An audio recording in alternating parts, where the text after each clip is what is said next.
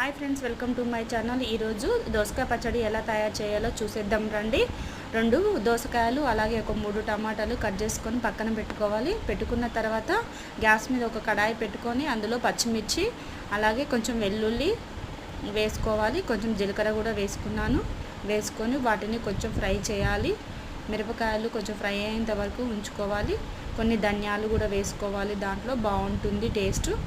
వేసుకొని వాటిని కొంచెము ఫ్రై చేసుకోవాలి. చేసుకున్న తర్వాత పక్కనే మళ్ళీ కొంచెం ఆయిల్ తీసుకొని అదే కడాయిలోకి కొంచెం ఆయిల్ తీసుకొని కట్ చేసుకున్న టమాటాలు వేసుకున్నాను. కొంచెం ఆయిల్ వేసుకొని ఆ టమాటాలు మెత్తగా ఉడికేంత వరకు ఉడికించుకోవాలి. కొంచెం పులుపుకు కొంచెం పుల్లగా బాగుంటుందని చెప్పేసి కొంచెం చింతపండు కూడా చింతపండు వేసుకొని అవి మెత్తగా ఉడికేంత వరకు ఉడికించుకోవాలి.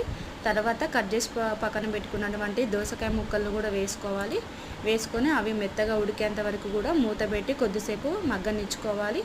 మగ్గిన తర్వాత గ్యాస్ ఆఫ్ చేసుకొని వాటిని చల్లారనివ్వాలి.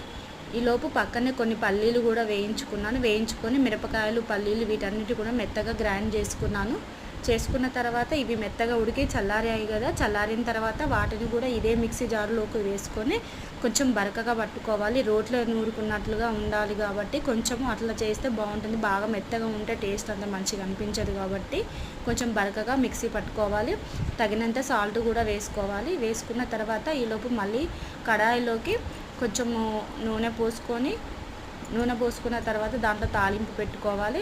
ఈలోపు ఇందులోకి పచ్చళ్ళలోకి కొంచెం కొత్తిమీర అలాగే ఉల్లిపాయ కూడా కోసి వేసుకుంటే బాగుంటుంది. ఈ పోపును కూడా ఈ పచ్చళ్ళలోకి వేస్తే అంతేనండి, దోసకాయ పచ్చడి సింపుల్గా బాగుంటుంది. మీరు కూడా ట్రై చేయండి తప్పకుండా.